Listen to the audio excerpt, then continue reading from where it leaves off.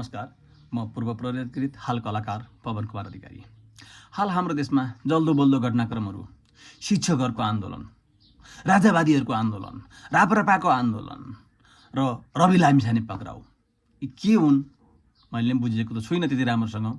आन्दोलनरत पक्षहरूसँग सरकारको धारणा के छ त्यो मलाई थाहा हुने कुराहरू भएन, तर आन्दोलनरत पक्षहरूसँग वार्ता गरी वार्ताबाट निकास खोज्नुपर्छ भन्ने मेरो आफ्नो व्यक्तिगत मान्यता हो।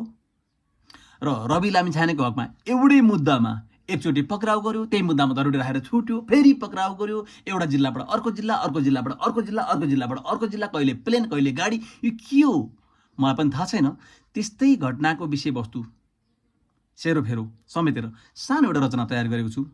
हजुरहरूले मेरो रचना हेरी सुनी प्रतिक्रिया जनाइदिनु ल। मैले सुरु गरेँ है त। सरकार पक्ष हुँदाखेरि गृहमन्त्री नै थिए, सरकार पक्ष हुँदाखेरि गृहमन्त्री नै थिए, प्रतिपक्ष बस्दाखेरि जेलमा थुनिदिए।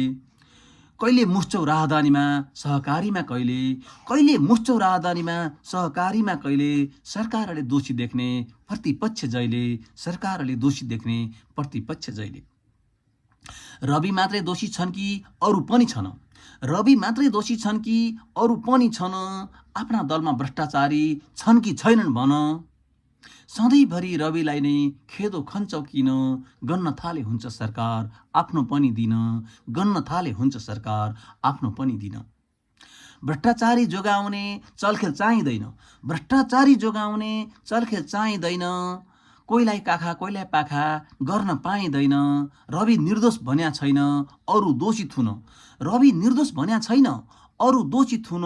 यति ओम्नी शरणार्थी काण्ड पनि सुन, यति ओम्नी शरणार्थी काण्ड पनि सुन।